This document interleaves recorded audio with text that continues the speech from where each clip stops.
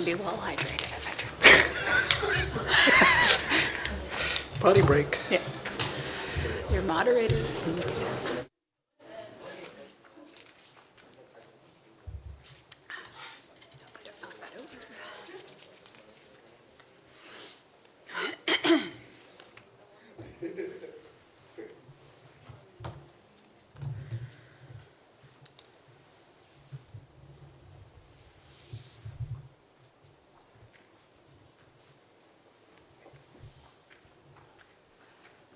All right. Hi, everyone.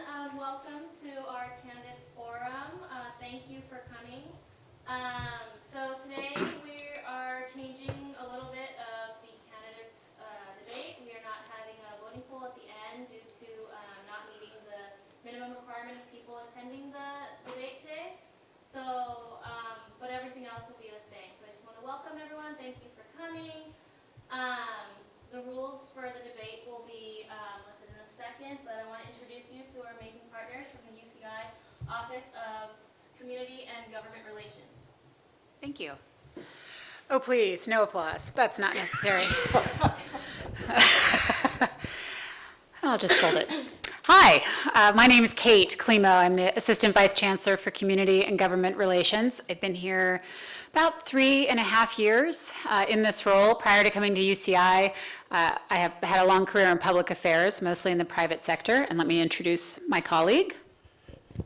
Good evening, Alberto Sandoval. I'm the Director of Advocacy and State Government Relations. I'm really new to the campus, only 6 months here. I come from the Boeing Company. So looking forward to a lively debate tonight. At least from us. We'll be lively. So let me share with you the rules for this evening. Candidates will begin with an opening statement. They'll have 90 seconds. After each of those, one of us will be asking questions. You'll have 45 seconds for response, and there'll be no opportunity for rebuttal. Then in between the questions that we've prepared, we'll have an opportunity to take questions from the audience. You should have been given an index card and a pen. If you have a question, just be sure to write it down, and we'll have someone collect them during the course of the section for each office, and we'll work those questions in. We have plenty if you can't think of any, so we'll be covered, and we'll make sure we stop in plenty of time so the candidates have time for their closing statements, which will be 60 seconds. So for candidates, it's 90 seconds, 45 seconds, 60 seconds. We'll guide you through the rest. So with that, I think those are all the rules that we have for this, and we do have a timekeeper, as that will be you. So candidates, I don't have a bell or a gong, but we'll cut you off at 45 seconds in a very polite and professional manner. So with that, if I may have the two candidates for the Vice President of Academic Affairs join us on stage at the podiums, Majdi Al-Salibi and Tiana Anand. Applause. If I were more musical, I'd hum and give you background music as you walked up on stage, but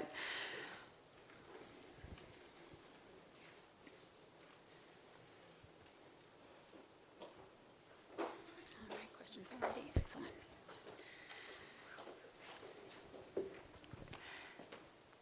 Do you both want to test your mics, make sure they're on? Hello. Hello. Awesome. That was question one. Well done. Okay. So with that, with our timer, if you're ready, we will start with opening statements. And Majdi, it's for you. 90 seconds, opening statement. All right. So, hello everyone. So my name is Majdi Al-Salibi. I'm currently a third year here with majoring in poli-sci and social policy and public service.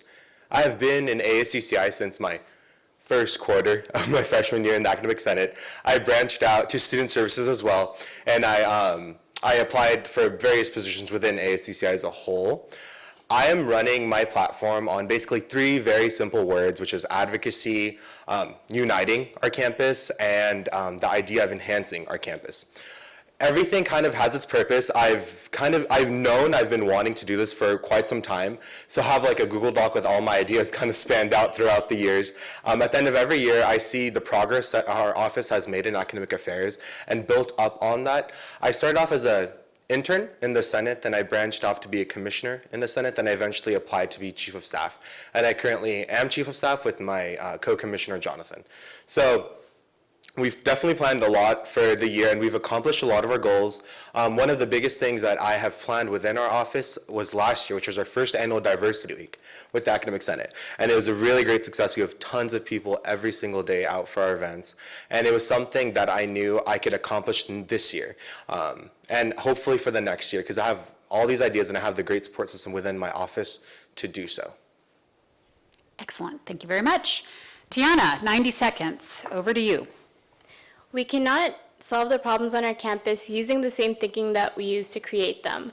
I started off as a freshman getting involved in ASCCI, and now I'm a third year, and through that time I've been working my way up from being a mentee in one of the programs that the Office of Academic Affairs holds to gaining a leadership position as being a commissioner. And as vice president, the first thing I would eliminate is this hierarchy that now exists in my office.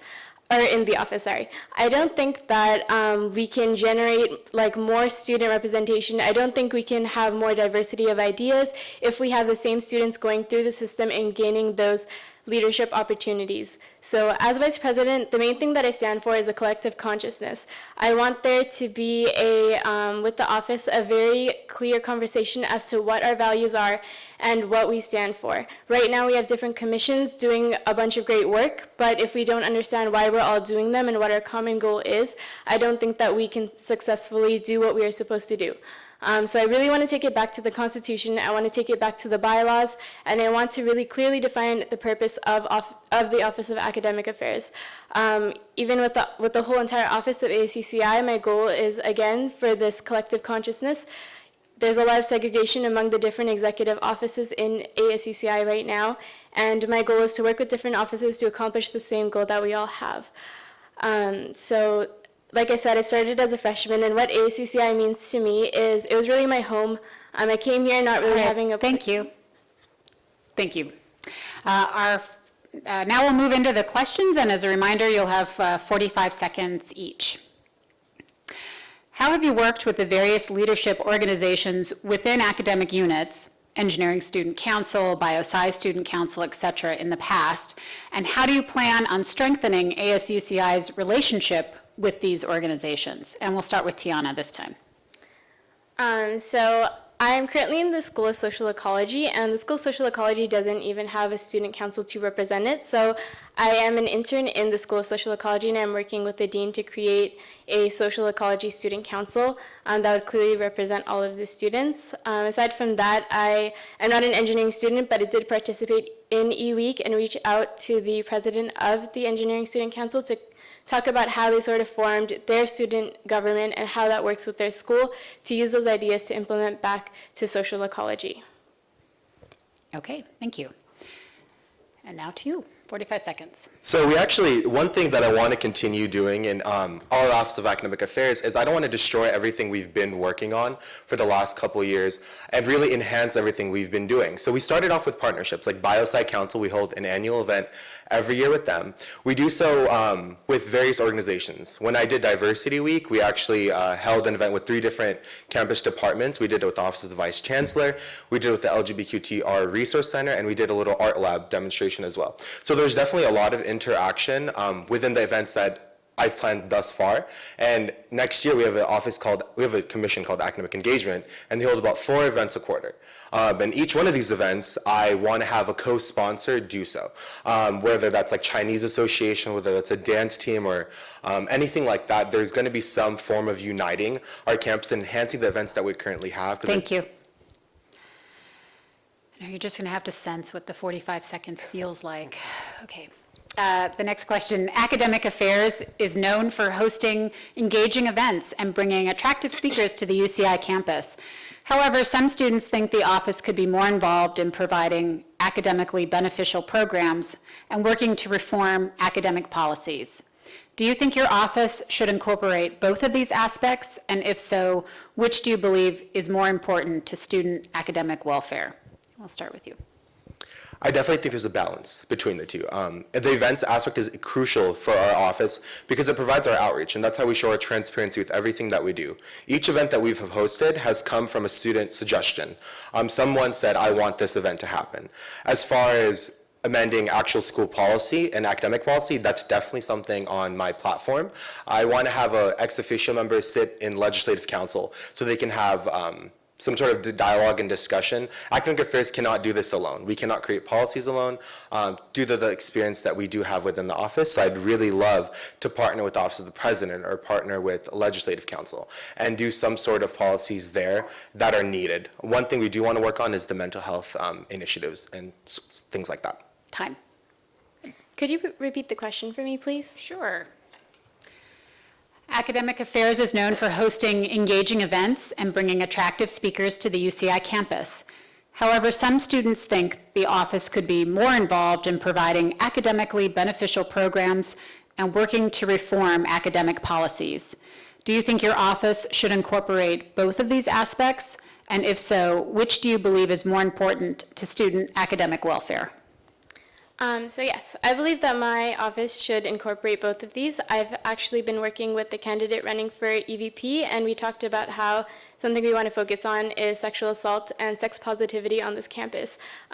Academic Affairs, I don't know if you all know, has a commission called Speakers, where they bring in speakers. We brought in Try Guys. So we were talking about, we're bringing in these speakers that are attractive, but are they really there for the purpose that they're intended to be there for? We had Try Guys, but did they really serve us academically? Did we ask them questions that pertain to why we have them there? I don't think we did. So even if we're bringing attractive speakers, I believe that we should form, because we have the power to form the questions to talk about more things that would benefit us academically. And I also think that with working with EVP, we can bring in... Thank you. Okay, we're going with one of our first questions from the audience. Name, and we'll start with Tiana. Name a couple of issues in higher education, and how do you plan to address them as Academic Affairs VP?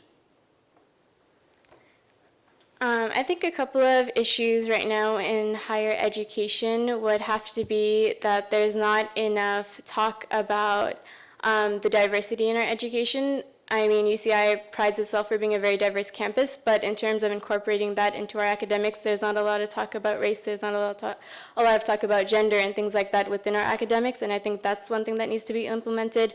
I think that there's not enough resources for academic materials. Tuition is at an all-time high, and working with the UCSA and Fund the UC campaign and trying to put tuition on freeze, that's something that's an ongoing issue. But what we can work on right now is creating more resources for students, pressuring professors to have more online resources for students.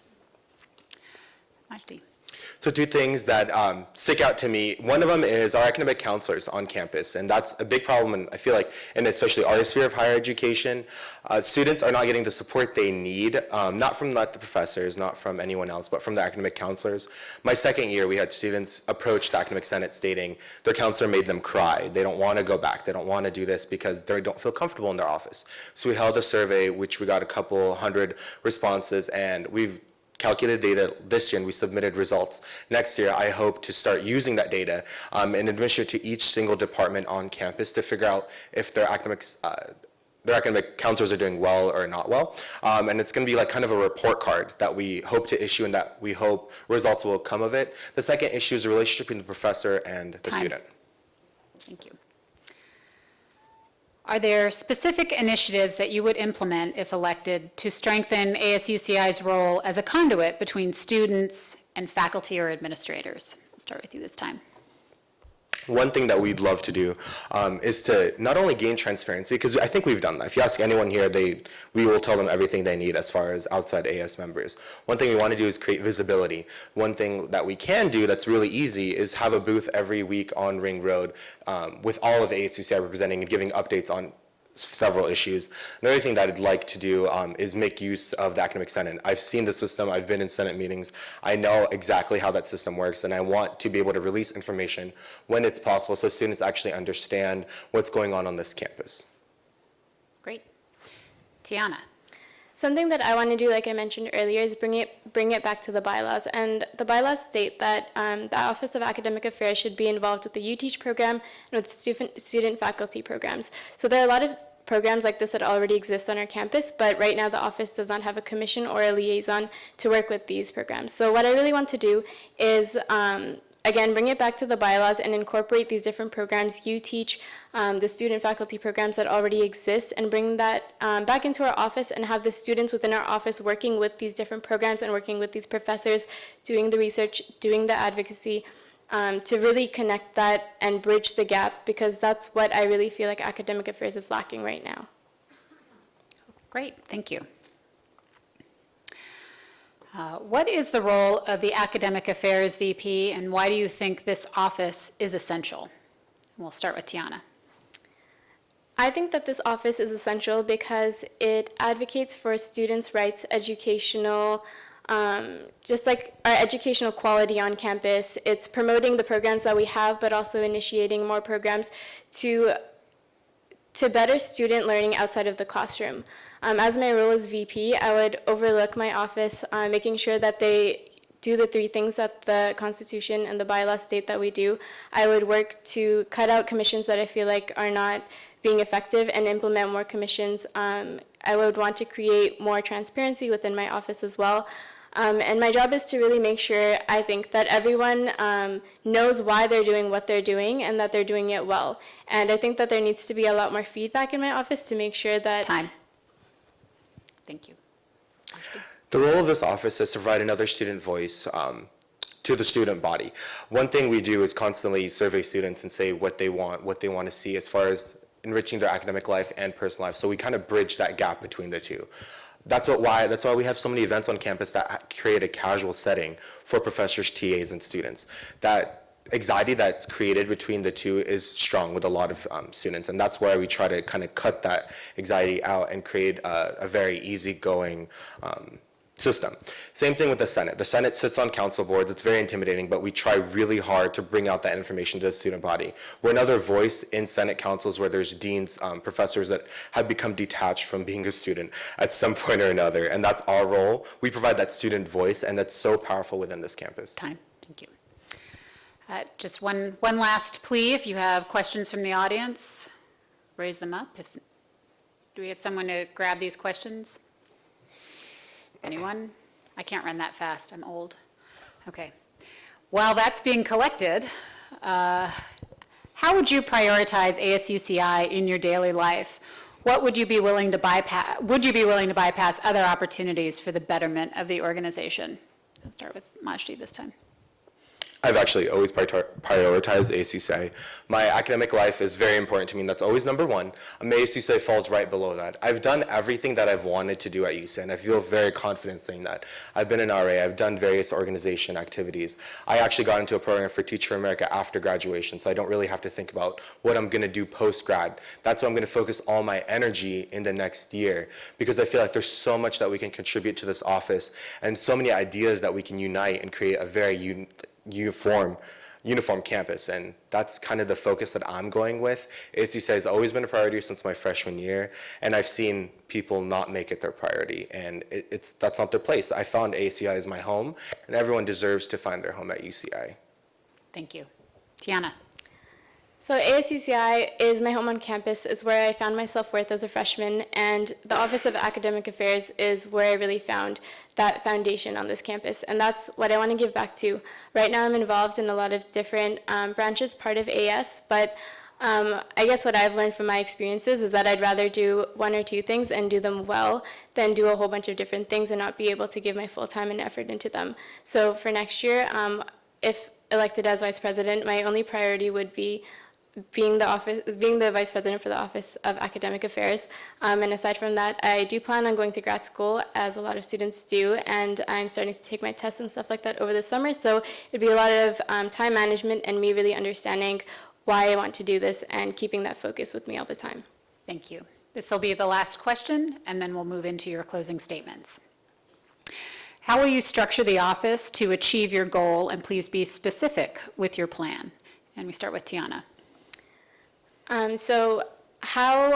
My main goal is to create this collective consciousness, and I believe that that needs to be done from the very beginning.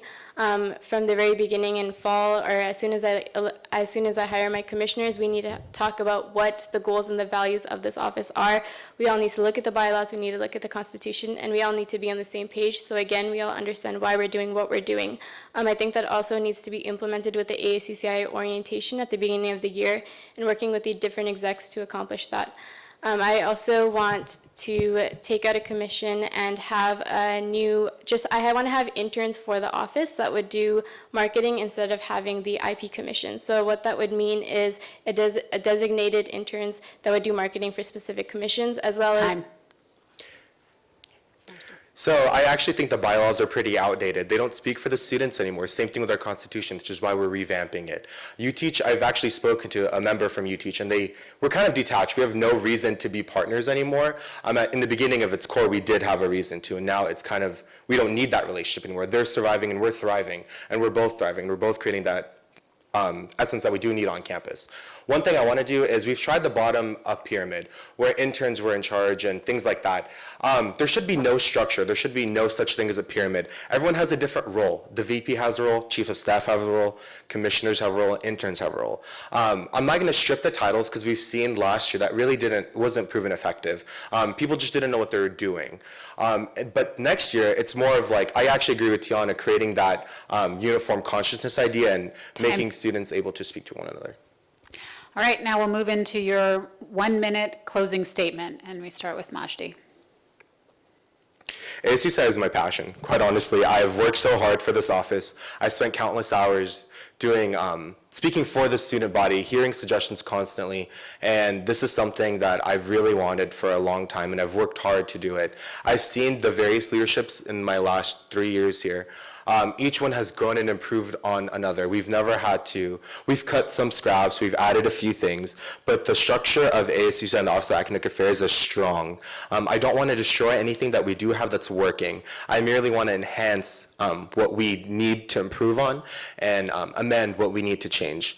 And every commission has its own purpose, and if you all want to look at my platform, it's available on my Facebook at the moment, and you can really read what I'm going to do for each and every single commission, and there's an outline for it. I'm also going to hire staff that's proven to work for every single thing that we want as an office. I'm not just going to hire blindly. Everyone's going to have a very specific purpose when they're chosen to be in the Office of Academic Affairs.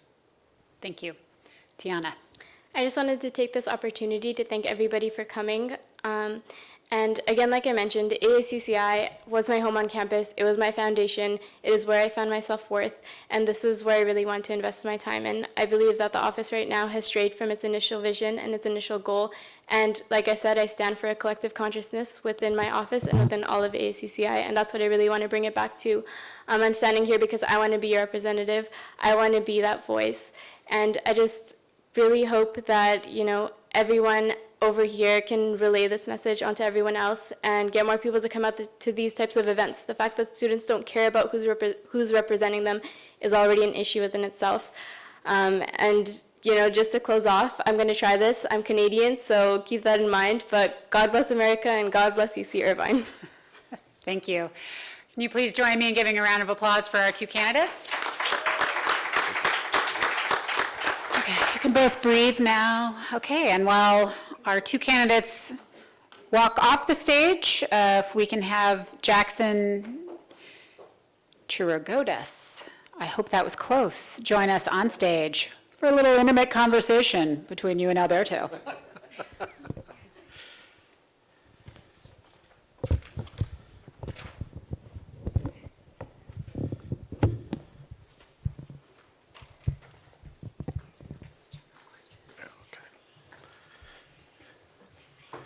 Good evening, Jackson. Good Welcome. evening. Good evening. Why don't we start with your opening statement? All right, opening statement. Hello, everybody. My name is Jackson Chirigodas, and I am currently running for Student Services Vice President. Reason why, for Student Services, I've been involved in ACCI's Office of Student Services since my first year. I started out as an athletics intern, then transitioned into a films intern where I learned a lot of event planning and how to set up events in student services. This year I've been very fortunate enough to be one of the chief of staffs for the office, so I worked a lot alongside with other commissions that are outside films and athletics to increase the student experience. I believe the reason why I want to run for this position is I believe my experience and my work that I put in these 3 years is climaxed here for the Student Services Vice President position. The only thing that could hinder my experience and the student experience is the passage of the MyUCI referendum. One thing that happened this year, and I know being on the other side as one of the chief of staffs, is we do not have a lot of money here in ASUCI, especially for events that we want for our students. The MyUCI referendum would increase the student fee next year by $5, and that's a huge impact, possibly, potentially increasing the budget by almost 25%. This is a huge thing that, every student should be advocating for, because that is what students want. Students want better events. Students want more advocacy. They want all that, but they want more cash. They need more cash. Thank you, Jackson. So let's go to our first question. This is a general question that is on the minds of many students during election season. Why does ASUCI, in particular your office and the platform on which you're running, matter to the student body at large? So I've talked to a lot of individuals, and they always say the most memorable event that they have here in UCI, their whole UCI experience throughout the year, is Welcome Week. The office that spearheads Welcome Week is the Office of Student Services. That is why the Office of Student Services matters most, is because the office provides a direct correlation to a student's experience. During Welcome Week, during the World Record event, students this past year were able to compete on teams and work together to get a world record for biggest game of capture the flag, put on by the Office of Student Services. To me, that's been the most memorable experience I've had this year, and I believe without the office's goals and without the proper experience needed in the office, the student experience will be hindered. So the Office of Student Services matters incredibly to student life here at UCI. Thank you. I think Tiana earlier addressed the time management issue, and this question follows. How would you prioritize ASUCI in your daily life? Would you be willing to bypass other opportunities for the betterment of the organization? So I've already bypassed opportunities. I'm a chemical engineering major, and I intend on taking a 5th year. So I know the two candidates up here earlier were talking about their post-grad. I'm still planning on taking another year after this. As a result, I have not really prioritized my career yet. This summer, I made the conscious decision this winter, instead of pursuing an engineering internship, I decided to pursue what is best for the office of ASUCI and running for this position. So to answer your question, it is a huge priority, and I have already in the process of making it my biggest priority for next year. Thank you. We'll go to our first question from the audience. How will you lead Solstice next year? Solstice, yes. So Solstice, Solstice is one of my favorite events. If you don't know what Solstice is, it's the biggest talent competition that we have here at UCI. 3,000 students came this past year. How I would run it, the way the structure is set up is, I really like the structure in terms of having a committee that is more specialized to certain roles, having interns that shadow their committee members, I believe is an excellent structure. One thing I plan on doing a little bit of change, instead of 3 directors, we'd only have 2 directors, one main director and one assistant director. The big thing that I do want to try to implement more this year is more student services involvement with Solstice. For instance, I intend on being a little bit more on the planning side of Solstice and have my chief of staffs be more involved in Solstice, as it's more of a office event. And yeah. Thank you. Are there any specific initiatives that you would implement, if elected, to strengthen ASUCI's role as a conduit between students and administrators? So that is an excellent question. Starting off right at the bat with Solstice. I know this past year, we asked Howard Gilman, Parham to come out to Solstice and be to be judges.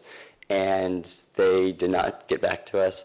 But the thing is, what I would really want to do is I want more of that administrative involvement. You know, to have the chancellor, the vice chancellor, to come out to our event is incredible. Dean Marine, he actually, my first year for homecoming, he did a rap in the student center terrace, and I thought that was incredible to bring that gap and show administrators and students that to give face. So yes, I definitely want to have more of that presence with administration in our events. I'm open to having you answer in a rap as well, so. Next question, let's see. What is the role of Student Services Vice President, and why should we have the office? So the role of the Student Services Vice President is to oversee the student services events. And the student services events are events designated to enhance the student experience. For instance, athletic rallies. A lot of students, a lot of individuals love athletics. However, they need a little push and they want to have more incentive to go to these athletic rallies with athletic events. And we've always had athletic rallies that come bring opportunity for students to get free shirts, free t-shirts, free opportunity, photo booth, more to hang out with their peers and get pumped up for the game. And that not only enhanced their student experience within that specific time frame, but also it increases more attendance through athletic events. And as more attendance through athletic events, especially in particular basketball games, they feel more at home. Thank you. Another question from the audience here. How will you structure the office to achieve your goals? Please be specific with your plan. So there's going to be a little bit of restructuring. My plan for this coming year is keep the commissions the same, but the number of interns and their responsibilities is up to the commissioners. So there'll be a commissioner, assistant commissioner for each commission, and they will submit a proposal to myself and the chief of staff to kind of outline what are their goals, what they want to do for their own commission, as well as what type of interns, how many interns do they need, what specific jobs they have for their interns, because the problem that we've had in previous years, that a lot of interns don't feel as if they're just an intern. They don't have a specific role. One thing I like about Solstice, how it is structured, is the committee. They have a committee that's structured where everyone has a certain role. If you're a social media director, you're social media, talent director, you're talent director. So I kind of want to implement that sort of structure into each commission, but I want the commissioners to decide what they want. Thank you. What would be your main priority to support student groups? What is most lacking right now, and how would you address it? So I believe a lot of the most lacking in terms of just student groups on campus is just involvement with student involvement from other communities. My big thing that I really want to push for is more outreach to communities that are not outreach towards and from ASUCI. A lot of people say ASUCI is kind of like its own little clique and has its own little group. What I want to do for student services is to hire a team that is from these different communities to bring them to our office events, as well as incorporate them into our office events. I think, for instance, during Welcome Week, there's a ton of performance opportunities. If we can have a lot of culture clubs that come out and I know they have a lot of culture nights coming up right now, and to have them come and perform whatever they want at like Welcome Week or Homecoming would be an excellent initiative to bring forth this upcoming year, as well as our dance teams. Thank you. Another question from the audience, and if you have more questions, please write them down and pass them forward. Finish this sentence. ASUCI is, and explain your response. ASUCI is complicated. I would agree with, the thing is, ASUCI, I would say, how it's integrated is, and that's kind of how government works. It's designed to be complicated. And the thing is how you deal with that complicatedness is how you will make the best out of it. For instance, my office, we need really experienced individuals because the office is very complicated and our events are very precise and require a lot of work from all different departments here on campus. I mentioned a lot about Welcome Week, but let's talk about Shocktoberfest. Shocktoberfest requires the resources from the Bren, security, HNS, our ACCI, as well as the rest of the university. So what I would say is to be able to hire a team and hire a vice or elect a vice president that's willing to understand this complicatedness and being able to integrate and put on events that will enhance the student experience. Thank you, thank you. How will you actively seek out student issues and concerns? So that kind of goes a long line with with the performances. I know my first year when I came to, when I was a athletics intern, I went to Solstice for the first time. And they had one piece on, it was spoken word, and it was incredibly powerful. Incredibly powerful. One of the most powerful performances I've ever seen, not just in Solstice, but in every performance I've seen in my entire life. I believe one thing that we can do in terms of bringing more outreach and arising one of these issues is to provide students to have these performance opportunities to express their opinion, express what they have to say and what they believe about here at UCI or here in general in California, SoCal, and all that stuff. Thank you. What is the best and most feasible improvement you would want to initiate at UCI during your term? So I would say the biggest improvement that I want to do, a lot of it derives from the MyUCI referendum, but I really want to increase the quality of student service events. For instance, Shocktoberfest is our biggest event, but the thing is, I feel like we could get better artists. We can get better artists, but a lot of it comes from the money of not having the money from, without having money. I mean, that's really what it is, that we need the MyUCI referendum to pass in order to have these more great events. So if that passes, I intend on dedicating my term to increasing more events throughout the campus. I really want to do two really cool performance events. I want to do is a dance, more like dance, I want to say like performance night, as well as a cross-cultural performance night. However, both of them need the MyUCI referendum to pass. Thank you, thank you. Please share some of the experiences that have prepared you for this position if elected.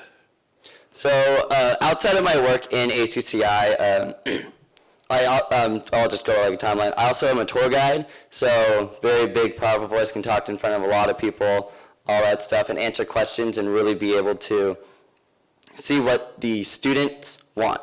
Also, going into what the students want, I am currently a resident advisor in Middle Earth Housing Community, and I live with about 80 freshmen, and we have a good time. And I've been able to really facilitate a very strong community within my own hall, Shadowfax. And I believe my experience as resident advisor, not only with budget allocations that I've had to done with through my time as being a resident advisor, but also being able to communicate to our individuals. Like I said, our interns, our commissioners, our people. And you have to have those skills to be able to interact and facilitate a community. And that's what I want to do in the office. Thank you. This is a more challenging question. Do you believe ASUCI members should be held accountable for what they say, or should they hold the right to their opinion without consequence? How much value do you place on personal integrity and character? So I'm very emphasis on on character. How I kind of view it is it's like a job. If you said something derogatory at your job and your fellow employees were not okay with it and it made them feel uncomfortable, odds are you're probably going to get fired or you're going to get suspended or something. So based off that model, it is appropriate to have our elected officials be accountable for what they say. People have their own opinions, and you can have your own opinions, and a lot of times you can go and do that in a private workplace or a private conversation, but as an elected official, you have to remember you serve the people all the time. As a resident advisor, they always tell me, you're always an RA. For 24 hours, you're always an RA. Whatever you say or what you do affects what you say. Same thing with Thank elected you. officials. How would you respond to a judicial board ruling if you did not agree with it or did not like the outcome? So probably in the beginning, I'd probably be a little frustrated, but it's all about working with it and adapting. If a judicial board ruling comes out and it shows our event is unconstitutional, we have to adjust. We cannot just let it sit there and be forgotten and who knows where it goes. We have to be able to adjust. We have to be adaptable. I mean, I keep on my experience in the office. There's been many times where there's been events or certain complications that have occurred, and we've had to adapt to it. I mean, it's kind of a little bit different, but when like for an athletic rally recently, it rained, and our athletic rally was supposed to be outside, and we had to adjust and really move it in more indoors. Basing off that metaphor right there, that's how I feel like with judicial rulings, is to be able to adapt and change it, but still have the same, maybe not the same, but still have quality and emphasis on that event. Thank you, thank you. Are there any more questions from the audience? Questions are good. All right. We still have more. All Don't right, worry, excellent, excellent. Where do you see UCI in 20 years, and how do you see the role of ASUCI growing and developing? So UCI has been exponentially growing. Honestly, I think UCI there's going to be buildings in the hills, like academic buildings over in the hills over there. But one thing I think in 20 years it's going to be, it already is a top 10 public university, but I honestly think it's going to be a top 20 private and public university. So as a result, because it's going to gain more prestige and gain more academic opportunity and resource opportunity, ASUCI is going to evolve and it's going to get larger. And we're going to have to be more accommodating and more accountable for our actions. I think recently in the past few years, we've kind of been able to really do what we want. However, as a school, we've already witnessed it with some of events, particularly last year's flag situation, that the role that ASUCI has is huge and that we represent the campus. So I believe the role in ASUCI over the next 2 years should become more accountable, as well as understand that they represent the students and they are here for the students. Thank you. How do you propose to create, you've spoken about a lot of events, how do you propose to create the events that students most want here on campus?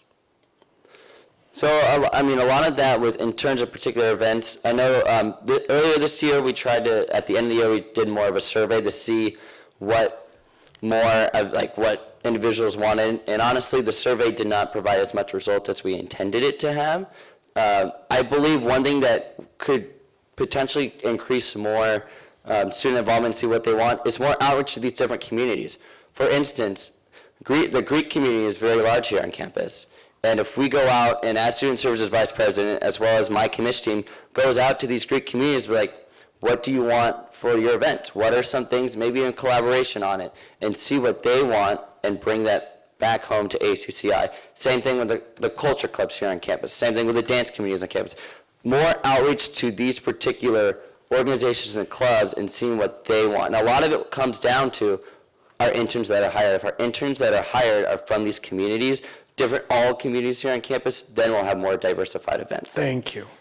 Can you share some of the experience you have in managing volunteers?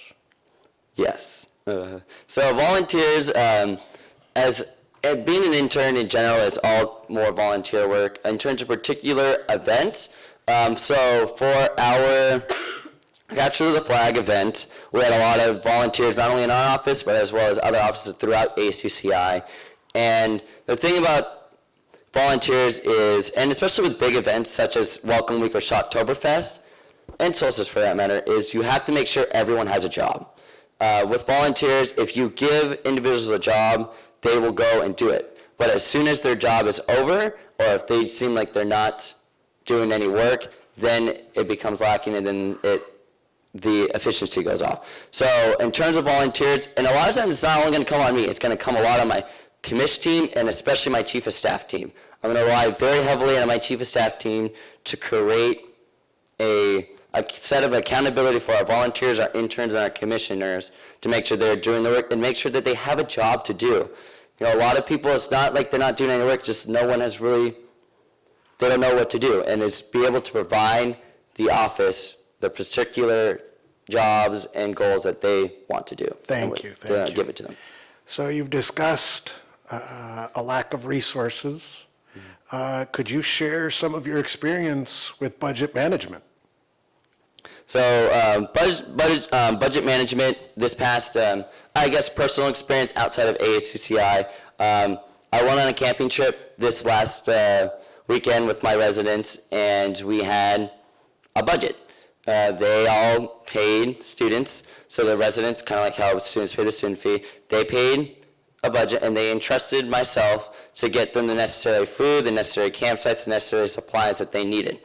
In terms of budget allocating, I was able to set up a budget where what was first priority? First priority was obviously the campsites. Next priority was food, making sure there was enough food, and surveying, making sure I didn't have too much food or too less food. So that's similar to student services. Make sure you don't have too many resources, but not enough resources. Also, there's a lot of other, I want to say cheaper option, but there's other resources that ACCI has and students have. For instance, and for Welcome Week, I have a truck. So we use my truck just to get all the supplies. Instead of renting out a truck, we use my truck to bring all the supplies to the ARC. So I think a lot of the budget allocating is not only knowing what you need and also what resources that you have that you can use that are more budget effective. Along those same lines, how do you ensure value to the students for the resources that they're providing? What do you mean by value? Value in terms of what is the return on their investment, so to speak. So their return on their investment is their student experience. To have the most memorable student experience that they can have in college at a university. You know, these individuals get admitted in, our admissions rate is 39%. It's a very prestigious school. It's a very selective school. As a result, individuals that come to this university deserve to have the best student experience possible. And a lot of that student experience comes from student services events and giving students the opportunity to interact with each other, have a great time, have more unity with each other, and display their talents too. I know a lot of our students, especially in Solstice, a lot of those students are not necessarily music or dance majors or comedy or full-time comedians, but they're able to come in and showcase their talents in the whole school to see. So I think that's what the value behind student services is, increasing the student experience here on campus. Jackson, thank you for answering all our questions. We'll go to your closing statement. So I guess as I stand here, I just want to say, I want to really make more of an emphasis. I've kind of talked a lot about it in the My UCI referendum. As you know, I kind of alluded earlier about money. I just want to give you a few things that if the My UCI referendum passes, I intend on increasing 1 Spirit Day per quarter. Right now we have 1 Spirit Day. I'd rather have 2 Spirit Days, increasing the number of rallies that we do have here on campus. Athletic rallies, this past year we only had 1. You know, we deserve another athletic rally during the Long Beach UCI rivalry game, and we couldn't have that because of budget. Shawktoberfest. I thought Sage Gemini, Kaylani, and YG, Ty Dolla $ign were very excellent artists. But I think the students want more. They want someone bigger, a bigger name, and the students deserve it. So for Shawktoberfest, I intend on having a better artists. For Solstice, there was a lot of stuff for Solstice that if they had more money, they could have had better lighting, they could have had a better sound system, they could have had a better stage, they could have all these other great resources, better marketing techniques.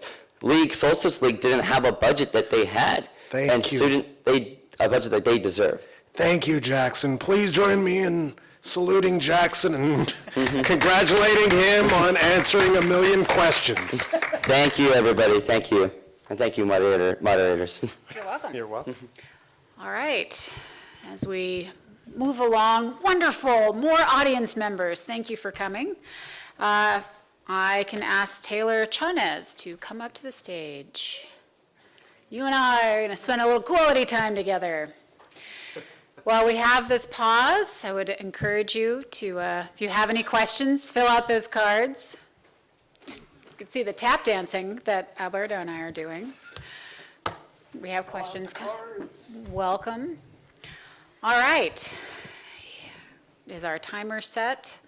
Okay. Thank you for coming, Taylor. And you have 90 seconds for your opening statement. Awesome. Hi, everyone. My name is Taylor Chanez, and I am running for the Executive Vice President position. I see a lot of familiar faces in the crowd, but just a little bit of background about me.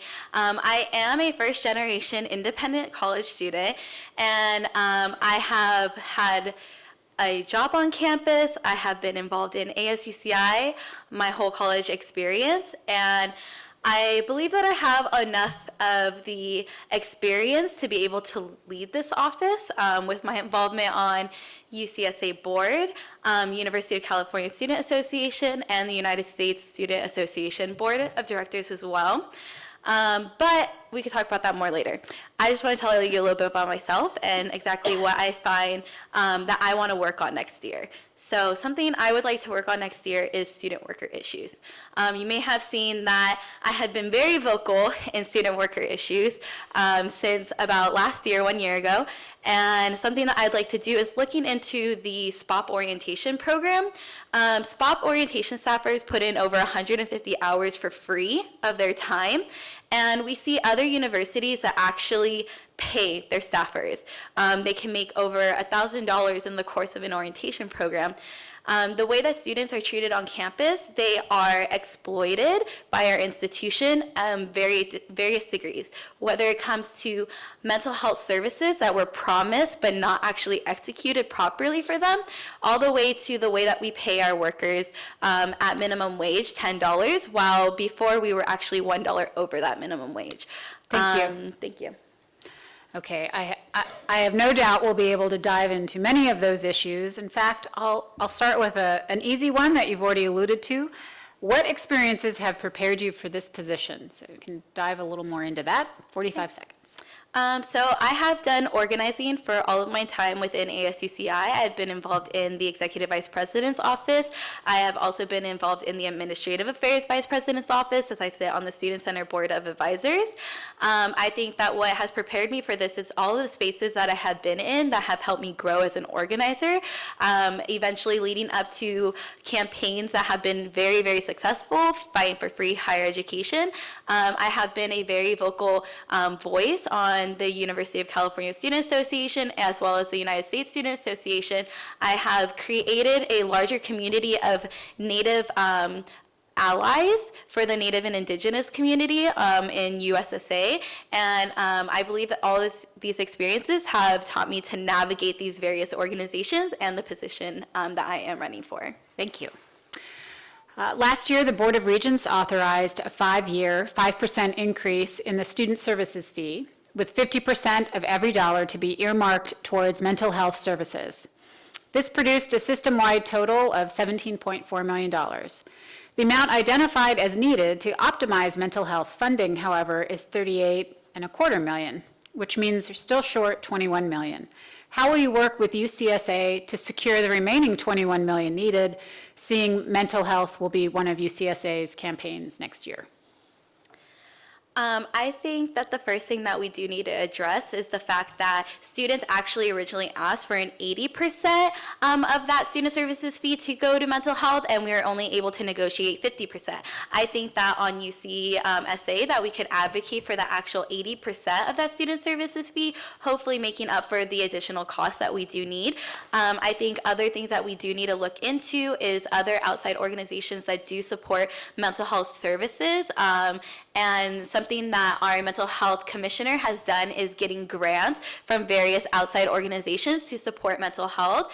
And I think that's something that we should be looking into further at the statewide and even national level, as mental health is becoming a national recognized issue that we need to tackle. Great. Thank you.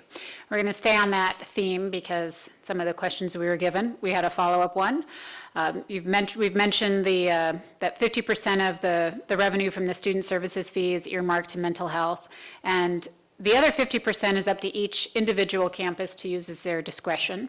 As EVP, we'll have an ex officio seat on SVAC that makes recommendations for use of the student services fee.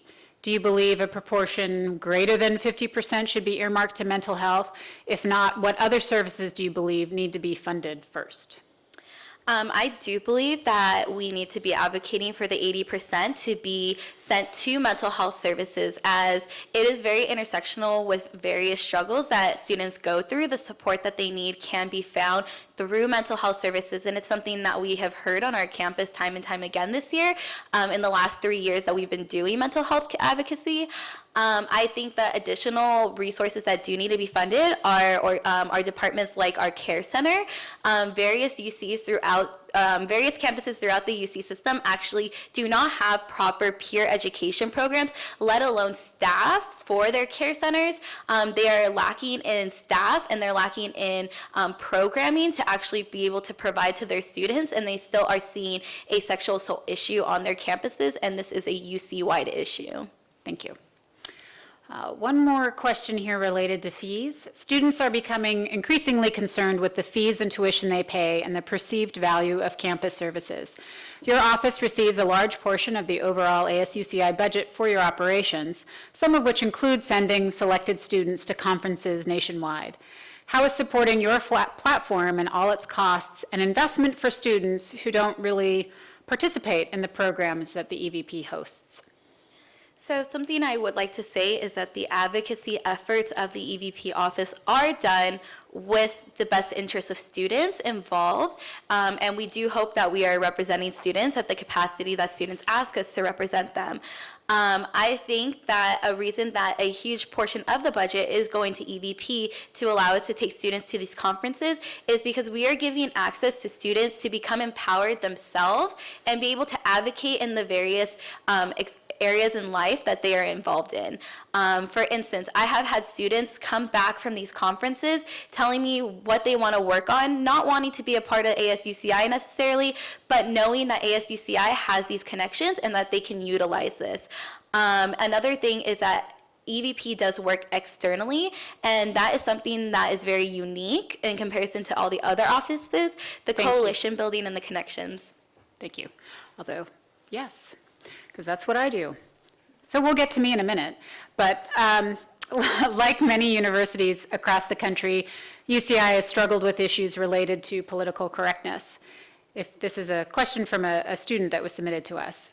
If you had to choose one or the other, and please do not equivocate, would you defend freedom of expression and intellectual discourse, or do you defend the promotion of diversity and inclusivity? To phrase it another way, should UCI be a school first and a home second, or a home first and a school second?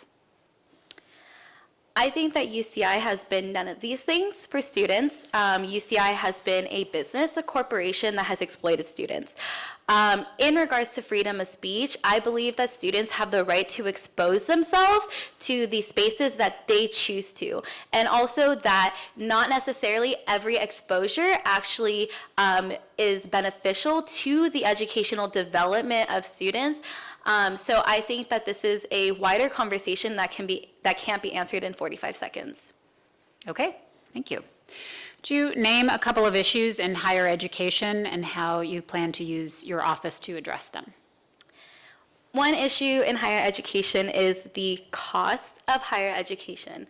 I think that there are a lot of things that students can do that they are not aware of, the power that they hold.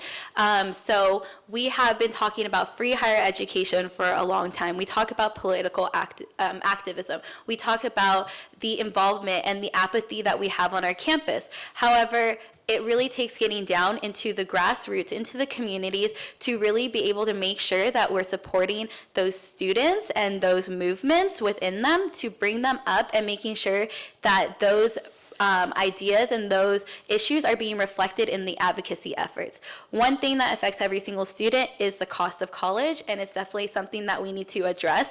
The University of California is planning on doing another tuition increase in the next following years, and we continue to see cuts to our federal budget. So what do you see as your role in collaborating with administrators, like me, on advocacy-related issues? I think that there is a lot of connection. I know we have lobbied before together. There's a lot of connections that administrators can give to students. However, I do believe that administrators do need to put the interests of students before the interests of the institution, because like I said, the institution is capitalizing and exploiting students, and it is time that they step back a little bit, hear the issues, and allow a space to be able to advocate for the issues that they refuse to advocate for. Okay, thank you. How would you manage a position that is perhaps preferred by UCI students that may be in conflict with UCSA? I'm sorry, can you ask that question again? Sure. In your role as EVP, how would you manage a position that maybe the students feel a certain way that would be in conflict with a position that UCSA has taken? So the local position of the campus would be different than the entity of UCSA. Of course. So I have been a active voice of dissent against the SAGE fee that is being introduced to UCSA. SAGE would be a increased fee that would be mandatory on every single student unless they opt out of it. I believe that my role is to represent UC Irvine students and their issues, which are very different from the issues that are seen from the UC SA Board of Directors. Great, thank you. This question has been asked of all the candidates. We know that this job in particular is time-consuming, so how would you prioritize ASUCI in your daily life? And would you be willing to bypass other opportunities for the betterment of the organization? In regards to that, I have already bypassed other opportunities for the organization and what I hope to accomplish within the organization. So I believe that one thing is that my focuses are set, they are straight, my priorities are set. In regards to time management, I was able to organize actions, organize campaigns, while also having a part-time job on campus, while also being involved in other organizations. I believe that my time management is very well, and that my interest in serving as the executive vice president is put above a lot of other interests that I may have had. Thank you. Well, I can say your time management is excellent at knowing what 45 seconds is. So Thank you. Very good with that. How will you actively seek out student issues and concerns? One thing I put in my platform is I definitely want to get back into the communities of UC Irvine. I believe that it takes work to get work done. So really putting myself in meetings with different organizations, making sure that organizations know I am available. I am running uncontested. I am still out there every single day, making sure that students know who I am, what I'm doing, what I have done, and what I plan to do in the future. Great. Thank you. How will you structure your office to achieve your goal and be specific with your plan? One thing I just mentioned was getting back into the community. I would like to structure my office in a way that focuses on local issues that actually get overlooked a lot of the time, that actually do affect our students on campus. When UC Irvine City Council is passing resolutions that go against what ASUCI stands for, that is an issue that UC Irvine students should also have a say in. As we live here, we populate the areas, we employ the businesses. So that is definitely one way that I plan to do that, in addition to having branches actually be able to focus on things as much as they can instead of having split interests and split focuses, as we have seen often with our statewide/national organizing branch. Thank you. I'm trying to read the handwriting, so I'm guessing at this question. What position have you taken on the Student Center referendum? I believe that the Student Center referendum is vague. I believe that the Student Center has not prioritized proper money management, and in effect is asking students to bail them out. Students have bailed out so many different corporations, so many different departments, and still we're having to do it. I do not support the Student Center referendum. And if you would like to know more, we can talk about that one-on-one. Thank you. With the financial limitations facing ASUCI, there is a possibility that the EVP office will have to choose between membership in UCSA and USSA. As the executive VP, which organization will you choose to continue your membership in and why?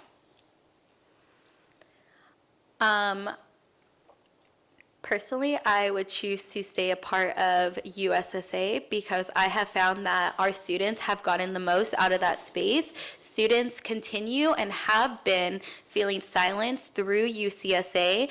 Also, UCSA hasn't had exactly the direction that students have wanted. Students have wanted direct action change. UCSA has not been able to provide that.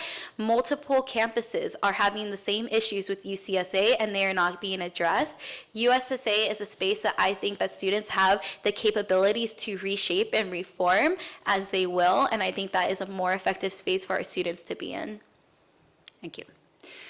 What do you feel your role is within ASUCI to help the campus grow and strengthen over the years? I think making myself available and making sure that students know who I am, what I do, and exactly what resources are available through that position. There has been a lot of disconnect between certain student organizations in ASUCI that used to have strong partnership. Bringing that back and making sure that those issues of the most underrepresented communities are being highlighted and brought up to the forefront is, I think, what this position was meant for, as it is the advocacy. And sometimes the voices not heard are the ones that need to be advocated for the most. Thank you.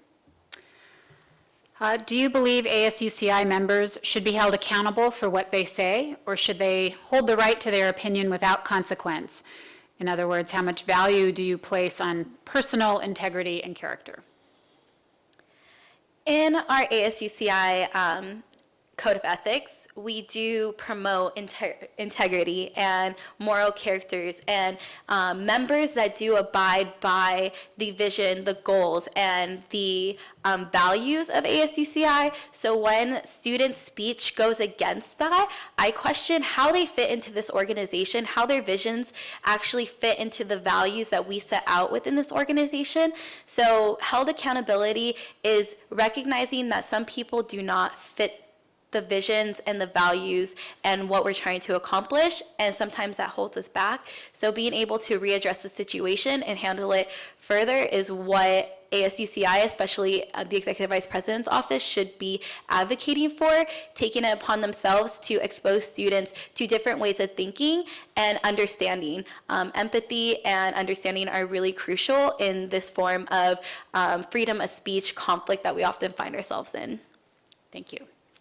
I know there's been an effort to increase voter registration and participation of students within government here.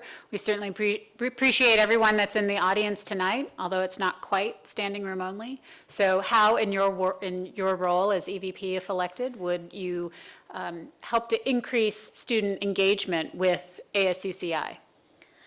I was on the development team for the 60 by 16 campaign. I have been very active in voter registration efforts this year also, as I helped out through Welcome Week, hit my record goal of over 150 people registered within a 3-hour period.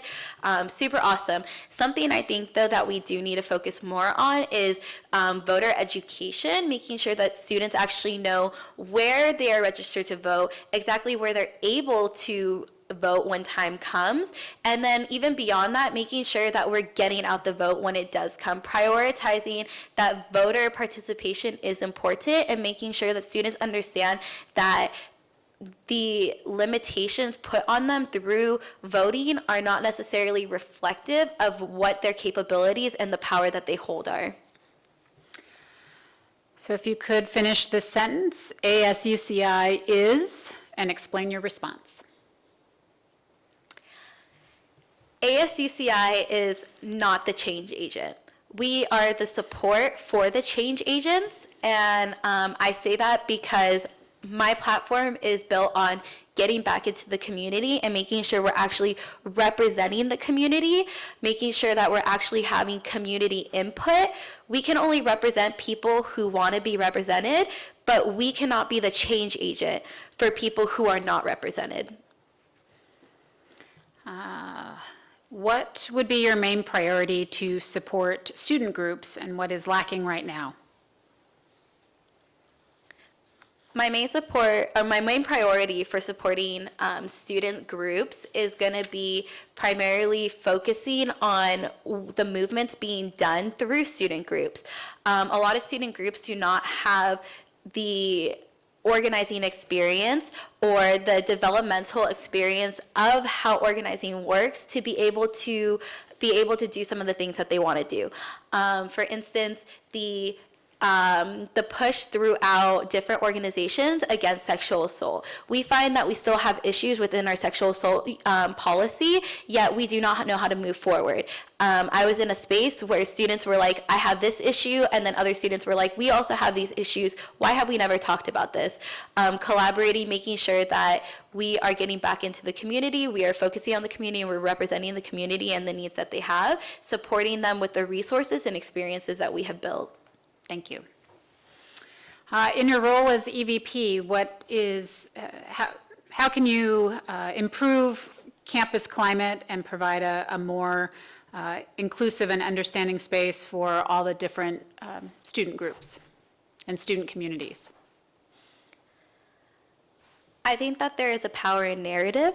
And I think that narrative has a very special place in our communities in creating that understanding and that empathy that we're seeking.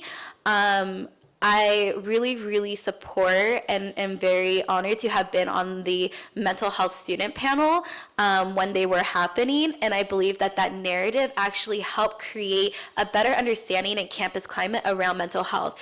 If we're able to have events like that where students are able to explain their narrative and really bring themselves back down and bring other students back down with them to realize that these issues are not underlying issues. They're issues that affect us to our core sometimes. I believe that's the best way to promote a better campus climate, is to make sure that we're able to promote understanding and empathy through student narratives. Thank you. You've mentioned your involvement with ASUCI over time. So from your experience, what would you say are both the strengths and flaws of ASUCI as an organization as a whole?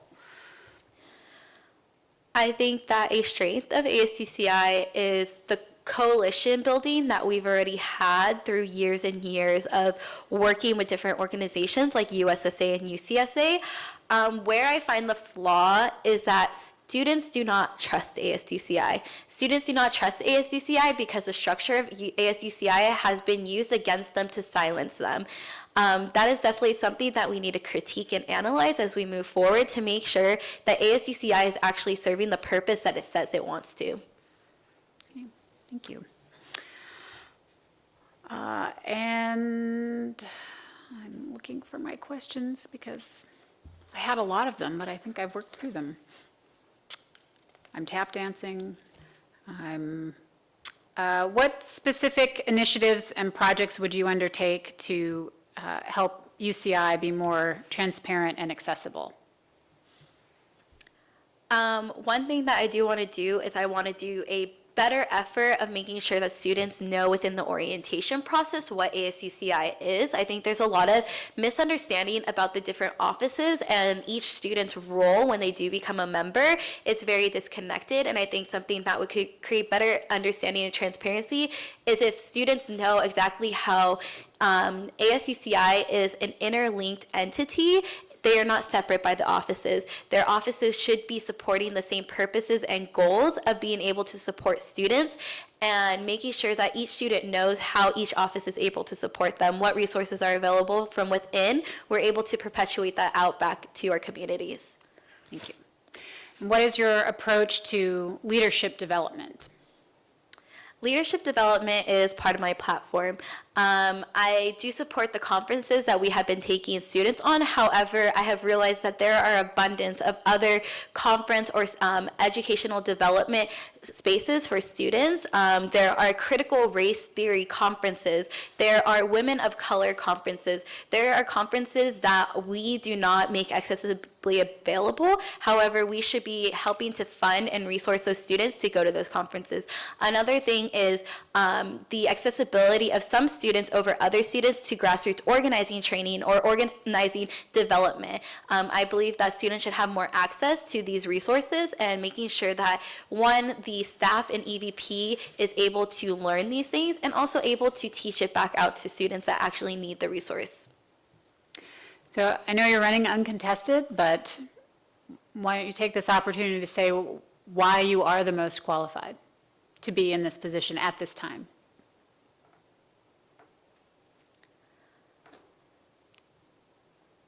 Out of all of the 25,000 plus students on this campus, I probably am not the most qualified. However, I believe with the connections and the community that I have been able to build and will continue to build has made me be able to stand up here and be able to effectively support and represent students. It takes a village to raise a child. It also takes a village to create a system that actually works for everyone. It takes many different minds and many different minds together. Thank you. I think now we are going to move into your 60-second closing statement. Thank you for coming out. Like I said, I see a lot of familiar faces in the crowd. Please tell your friends about ASUCI elections. It's really important that students are getting involved and learning about candidates. And sometimes even when candidates don't say what you want to hear, it's still important that we understand and we're able to critique these systems. And that is what I have done through my debate presence today. Thank you. Thank you. Let's give a big round of applause. You are free to sit down, Taylor. Thank you very much. Heading into our last session with our two candidates for VP of Administrative Affairs, Rafael Carrasco and Tej Walaganda, which I hope is close. I don't know. I asked like 3 people, so.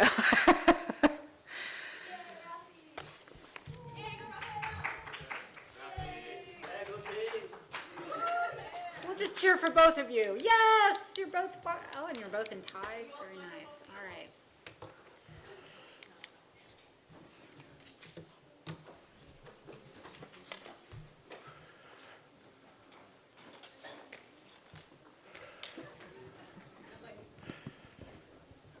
Well, welcome, gentlemen. Why don't we start with our opening statements, and we'll start with Rafael. All right, good evening, everyone. My name is Rafael Carrasco, and I'm running to be your next ASUCI Administrative Affairs Vice President. And one thing I'd really like to highlight, first of all, is my experience in the Office of Administrative Affairs. Beginning with my journey as a second year, I originally joined the Office of Administrative Affairs under the Student Life and Advocacy Commission as an intern, in which established by the previous Administrative Affairs Vice President, I really aimed to establish these on-campus partnerships with other campus communities, IAS organizations, and so on and so forth. Eventually, I have become this year the commissioner of the Student Life and Advocacy Commission. That's something I really take pride in, and I really aim to establish the groundwork for Student Life and Advocacy Commission moving forward. I have led the charge on the 3 initiatives of student life, student health, mental health, and disability access. Also, under the Office of Administrative Affairs, I currently serve as a SHIAC, that's the Student Health Insurance Advisory Committee undergraduate representative. I also am the elected vice chair of the Bus Love Board initiative. And furthermore, I serve as an intern under the Legal Clinic Commission, in which I aim to provide outreach for the campus communities in terms of legal issues. And at this time, I'd really like to address why I'd like to become the next ASUCI Administrative Affairs Vice President. Thank you. Thank you. Tej, opening statement. It's Tej. But yeah, so- Tej, I'm sorry. hey everyone, my name's Tej Valiganda. I'm currently a third year, double majoring in computer science engineering and business economics, along with a minor in management. I'm standing here today running as your next Administrative Affairs Vice President. Your first question is probably, if there are more of you here, what does the Administrative Affairs Vice President do? The best way to describe it is as the internal VP. And that's why with the new constitutional referendum, that we're going to be changing the name of the office. And with the new name comes a new goal. And I believe I'm the man to get the job done. My role as VP would be to represent students to the administration. For years, we go to UCI, we spend a ton of money here, and we spend hopefully a few years at UCI. And often, we don't know who's in charge of key areas like parking, dining, housing, and even student fee initiatives. At UCI, I've been able to establish myself. I've been able to establish myself in ASUCI, in the School of Engineering, the School of Social Science, and the School of ICS, and I feel like I've been able to establish a home. But I understand that this is a privilege. There are many students on our campus that are underrepresented, and they're underserved, and they're also unheard. They're completely unheard. And I want to bring it back to those students. I want the students to take agency of their university. The university would not exist without students, and thus it must exist for students and by student action. Join me this year, as this is our year to take back our campus. Thank you. Thank you. Raphael, let's go to the first question. If you were trying to encourage an incoming freshman to join ASUCI, how would you describe the Administrative Affairs Office? So at one point, I was a student applying to become part of the Administrative Affairs Office. And the way I had it explained to me was it's an opportunity for you to serve as a voice for the students on campus. It's a way for you to serve as a student who aims to reach out to your constituents, aims to establish the dialogue between administration and the students, bridge that gap, provide that transparency that is necessary for ASUCI to function effectively and serve our students on campus. As anteaters, it is really crucial for us to be able to do that. And so with explaining it to a first-year student, I really think that it's imperative for us to be able to explain that the Office of Administrative Affairs Vice President is really aimed to do just that. It's a pledge. Thank you. Tej, same question. So if I were a freshman, I'd probably just want to hear about what ASUCI does, what the office does, because as a freshman, you know nothing. You don't know about all the issues within ASUCI. You don't know about all the issues with UCI. You just want to hear about what we do. So, I'd start off by listing the 9 different commissions that we have, and I'd go into specific projects that, each of the commissions does. For example, the Garden and Sustainability Commission has the garden in Arroyo Vista. They have a Twitter account. They update it. They used to update it very regularly. And I would just point to that and be like, this is one example of what the Administrative Affairs Vice President does. And I would just explain to them that you represent the student's voice to the administration, and that's the biggest key that the Administrative Affairs Vice President office does. Thank you. We'll stay with you, Tej. What are your priorities, areas of focus if chosen as the next Administrative Affairs Vice President? So I think my areas of focus are really sustainability, the campus issues with the campus task force like parking, dining, and housing, and also recruitment and retention, which happens with the RAR Commission. I have my plan laid out on my website if anybody wants to check it out. I'm only given 45 seconds, but I'll just talk mostly about sustainability. With the School of Engineering, there are a lot of different programs that students can get involved in, as, for example, environmental engineers. And students can lead these programs and build more sustainable, for example, they can build a more sustainable AC system, and I know ESC has been doing that. ESC is the Engineering Student Council. So those are my areas of focus, and if you'd like to talk more after, I'm more than happy to. Thank you, Tej. Raphael, same question. Can you go ahead and repeat the question for me, please? What are your priorities, areas of focus if chosen as the next Administrative Affairs Vice President? Thank you. So I'll go into my initiatives very briefly, but before I go into them, I'd really like to highlight the overall goal of my initiatives. So number one, my initiatives are really aimed to enhance positive student wellness on campus. And number two, really my goal is to make myself a pledge to serve by the students and provide them a voice, provide all of our campus communities and the ability to be represented by our Administrative Affairs Office. My first initiative is to bring housing security to our campus. My second initiative is to expand food security. My third initiative is to establish a Student Legal Services Center on campus. My fourth initiative is to expand the Student Life and Advocacy Initiative, which is an umbrella initiative of student health, mental health, and disability access. And my fifth initiative is to bring garden sustainability efforts for our campus. Thank you. Go Rafi! Tej, do you have any innovative methods for ensuring good communication between different ASUCI branches? So I think one issue that ASUCI is kind of lacking is that the different branches within ASUCI, meaning the 3 different branches, executive, legislative, and judicial, do not really communicate well. I'm sure a lot of the interns don't know anybody in judicial branch. They don't really know what that room is next to the academic affairs office. And I think another issue is that also the execs can really work together to create a lot of different programs. You know, for example, I know that this year they were pushing for a dead week, and that is something that the academic affairs office and administrative affairs office could work together to really push, administration to push, even if not for a dead week, something, like Thursday and Friday, just to have it off, for example. And I think increasing communication is really possible through technology. I mean, a lot of the times now we use email. Thank you, Tej. Raphael? Can you repeat the question one more time, please? Sure. Do you have any innovative methods for ensuring good communication between the different ASUCI branches? Thank you.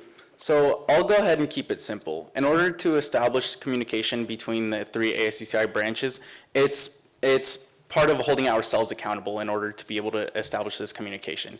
As representatives of our student government, as representatives of our students, our constituents, it's our job to hold ourselves accountable. In order for us to really be able to do our jobs effectively and really be able to serve our constituents to the best of our abilities, it's part of our job to really hold ourselves accountable and reach out to these different branches, reach out to the different commissions, to the different executives, and really establish and foster this community that within ASUCI that really aims to work as one cohesive manner. Thank you. So we'll go to the first question from the audience. Both of you,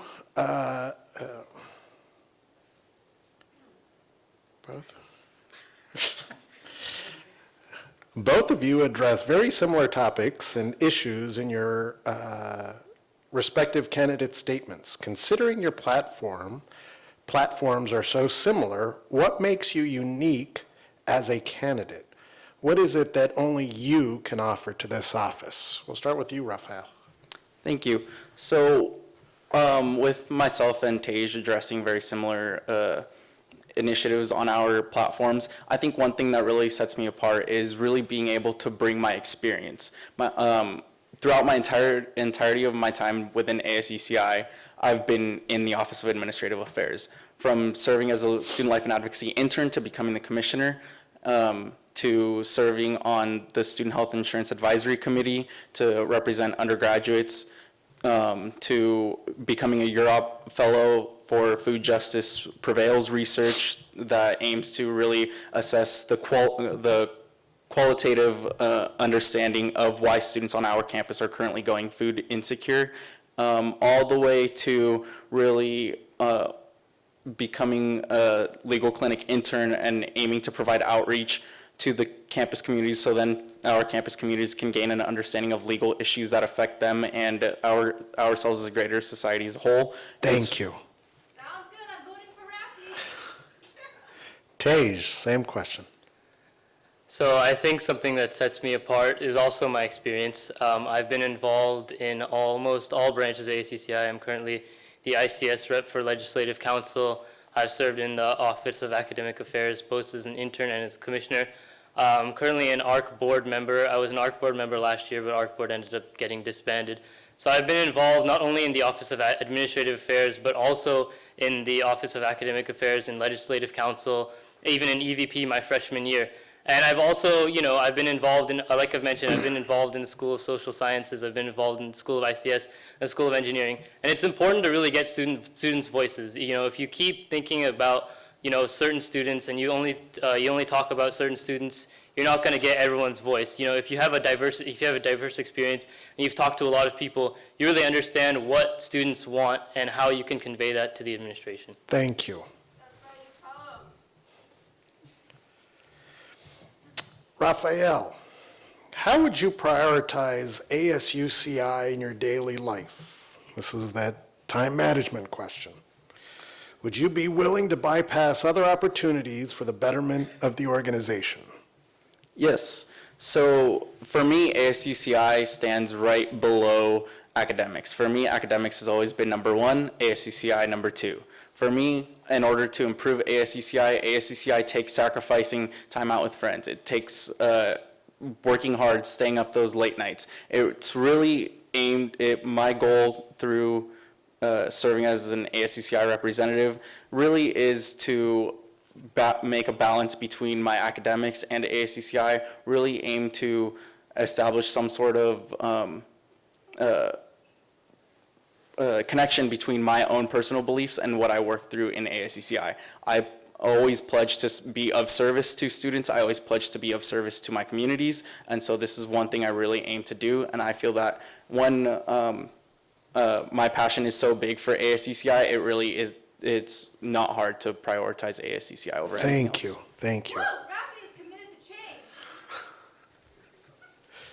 Tej, same question.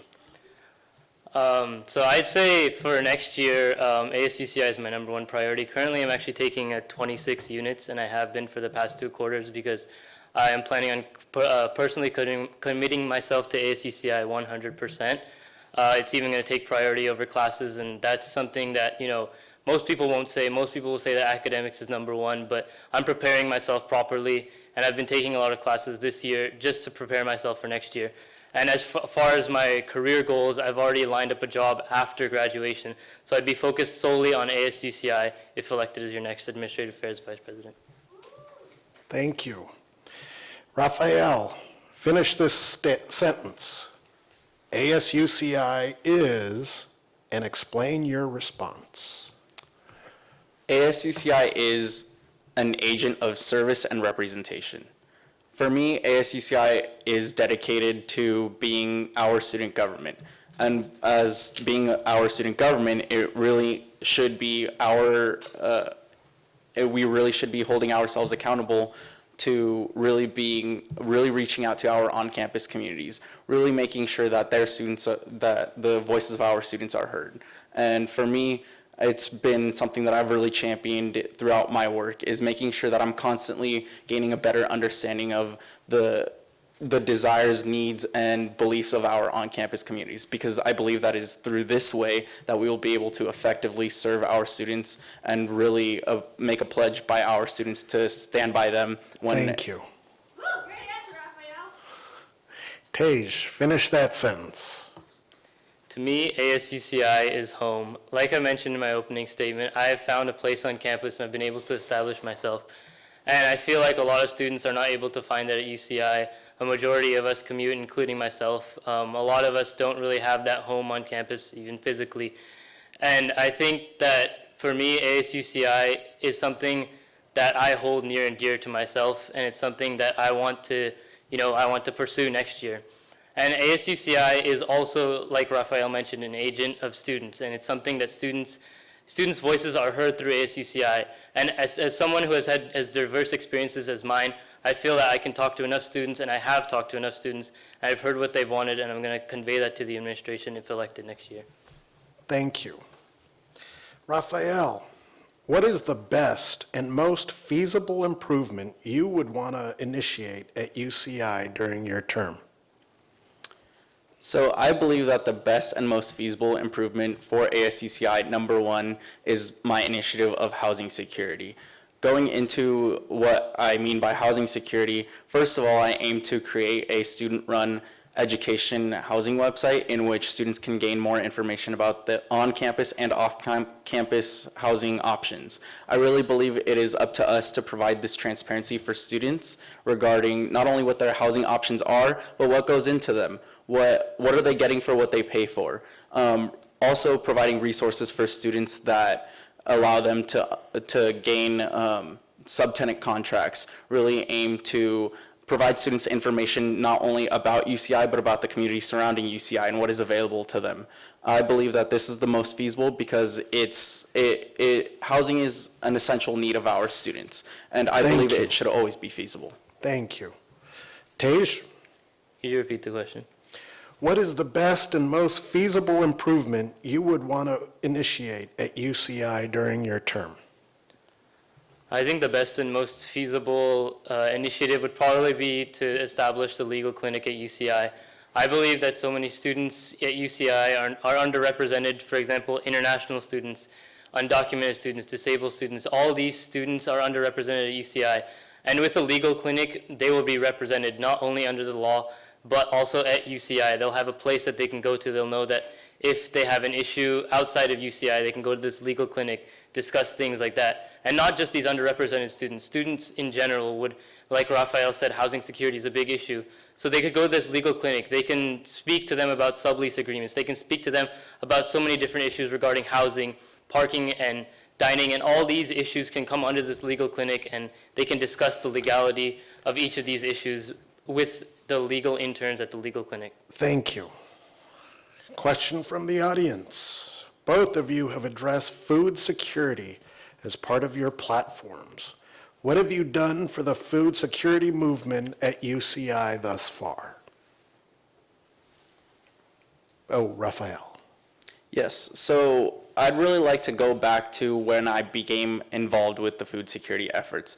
I became involved with the food security efforts going back to last spring, where I really, as a student and life and advocacy intern, I aimed to set out to gain signatures from students for the support of the student food pantry that it has been initiated by students for students. Secondly, I have become an undergraduate research fellow for our campus through ASUCI that really aims to gain a qualitative understanding of what the food security movement really means to students. This research really aims to set out and understand what goes into students being food insecure and how we could properly address it. And third, I served recently as a Real Food Challenge delegate from the UC Irvine campus, where I set out on a trip to UC Santa Cruz and really gained an understanding of what it means to have food security, not only Thank from you. the availability. Thank you. Tej, same question. I'm going to be 100% honest. I have not had a lot of experience with food security, and that's something that I want to improve. That's something that I want to learn. And that's what ASUCI is all about. ASUCI is all about learning. If somebody comes in and acts like they know everything, then you're going to have an issue with your office. They're not going to be liable to change. They're not going to hold themselves accountable. And I feel like I have a lot to learn when it comes to food security. And I've been doing my research these past few months, and I've been doing my research since the beginning of the year. And I've really been understanding not only what the Office of Administrative Affairs is supposed to do with regards to food security, but also ASUCI as a whole and UCI as a whole. Under Legislative Council, I'm currently the ICS representative. And as ICS representative, you wouldn't think that the food pantry referendum or any sort of referendum kind of falls under the School of Computer Science. But you learn so much through these experiences, and I feel like I have a lot to learn when it comes to this, and that's something that I will admit is one of my weak points. Thank you. We'll stick with you, Tej. UCI is no stranger to controversial issues, protests, and conflicts. So in your role, how would you engage with cross-cultural center, student life and leadership, and the like to ensure that the diverse student voices are being heard in a fair and equitable manner? Personally, I feel that I have spoken with many cultural orgs, cross-cultural orgs on campus. I've spoken with Student Life and Leadership. I've spoken with Greek Life. I've spoken with Housing. I've spoken with all of these different organizations, and I have understood what they want, and I understood what they want for the future. And I feel like with these different protests and different issues that come to UCI, they're not sold to UCI. They're all of the whole UC system. If you go to any UC at any given day, there's a high likelihood that there's a protest. And that's because the education system that we are put through has a lot of issues. And I am focused on fixing these issues. I'm focused next year on fixing what students want, and I'm focused on hearing students' voices, and I'm focused on fixing what they want. Thank you. Raphael? Can you repeat the question, please? Sure. UCI is no stranger to controversial issues, protests, and conflicts. So in your role, how would you engage with cross-cultural center, student life and leadership, and the like to ensure that the diverse student voices are being heard in a fair and equitable manner? Thank you. So one way I really aim to engage with these communities is by really reaching out to them and gaining an understanding of what it is that these communities are really aiming to, how they aim to have their voices represented. I feel that it's a very strong and effective manner to reach out to these communities personally. It's an effort that I've already started to become doing. I've constantly pushed myself and other commissions within the Office of Administrative Affairs to reach out to the different communities and really gain an understanding for what it is that these communities are aiming to have, how they aim to have their voices represented. I feel that it's a very, very, very crucial to have their voices represented, really make sure that when reaching out to them, we are being advocates of them. Thank you. To both of you, we'll start with Raphael. What position have you taken on the Student Center referendum? I believe that the Student Center referendum really is not a great referendum for a couple of reasons. I believe that the Student Center referendum really has been vague in its language and in the dialogue established within the referendum.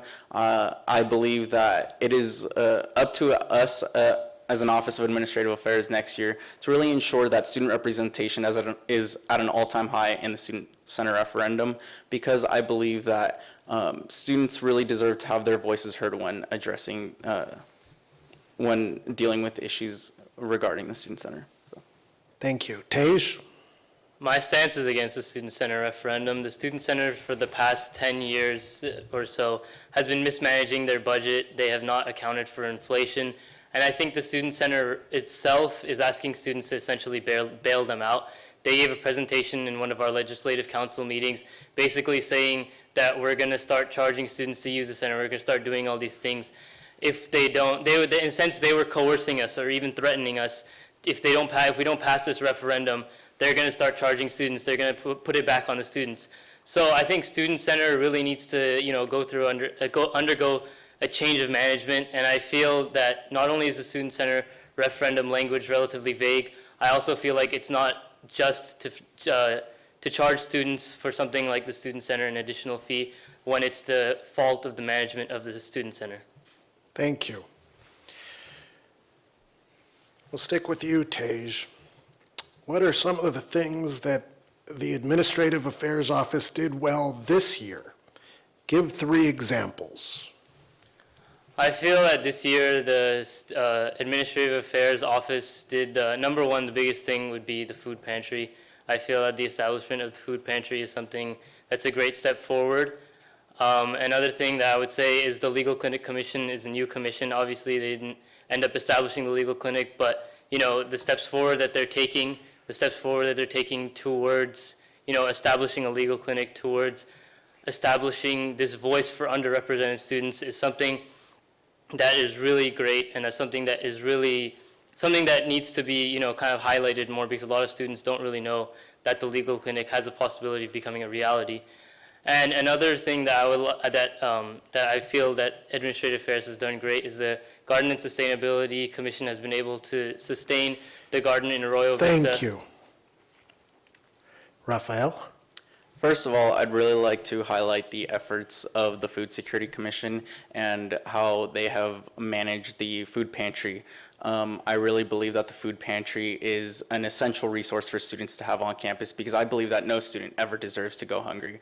I believe that every student has the right to have a meal, and they should never have to choose between a textbook or a meal. Second of all, like Tej mentioned, I'd really like to highlight the efforts of the legal clinic in bringing service to our underrepresented campus communities. As an outreach intern on the legal clinic, it's really been our job. It's really been something we've tried to hold ourselves accountable to. And third, the Campus Task Force Commission has done a wonderful job of restoring the dialogue between parking administrators and our Thank campus you. communities. Thank you. Raphael, name a couple of issues in higher education. How do you plan to address them as the Administrative Affairs Vice President? A couple of issues. Number one is that students often don't have their voice heard enough. I believe that students really deserve to have their voices heard, and I believe it's our job as ASUCI, as an Office of Administrative Affairs, to really reach out to these campus communities and be of service to them. It's our job. It's really something we should be holding ourselves accountable to. It's a pledge we should be making to really stand by these communities and make sure that their voices are heard when dealing with administration. Tej? I think a big issue is sustainability at UCI. I think students really want to see sustainability, and like Raphael mentioned, hearing what students want is very important, and it's something that's really hard. And I feel like as a student in the School of Computer Science, there's a lot of clubs that go out and they really create technology that is for students. For example, the Anteater Express app was created by students, and it's currently being revamped by students. And I think the big thing to think about is students want more sustainable initiatives. A lot of students, for example, don't know about TGIF. They don't know what TGIF is. They think it stands for Thank God It's Friday. They really just want to know more about what ASUCI does. And I think through the Garden and Sustainability Commission and through TGIF, we can push more sustainability efforts. Thank you. Raphael, outside of your office, question from the audience, outside of your office, what plans do you have for bridging administrative affairs with other executive offices?